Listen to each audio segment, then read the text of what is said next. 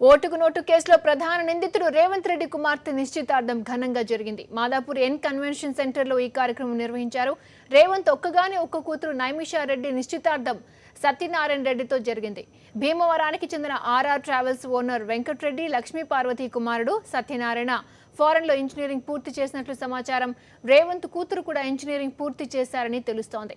ఈ నిశ్చితార్థం కార్యక్రమానికి ఏపీ సీఎం చంద్రబాబు నాయుడు దంపతులు, ఏపీకి చెందిన పలువురు మంత్రులు, తెలంగాణ టీడీపీ నేతలు, కాంగ్రెస్ నేత దానం హాజరయ్యారు. నైమిషారెడ్డి సత్యనారాయణ రెడ్డికి ఆశీర్వదించారు. మరోవైపు ఉదయం 6 గంటల నుంచి సాయంత్రం 6 గంటల వరకు ఏసీబీ కోర్టు మధ్యంతర బెయిల్ ఇచ్చిన విషయం తెలిసిందే.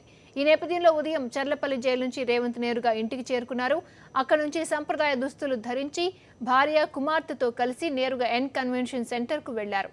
ఎన్ కన్వెన్షన్ సెంటర్ మొత్తం నిఘా నీడలోకి వెళ్లింది. సివిల్ డ్రెస్లో ఏసీబీ అధికారులు రేవంత్ను పరిశీలిస్తున్నారు.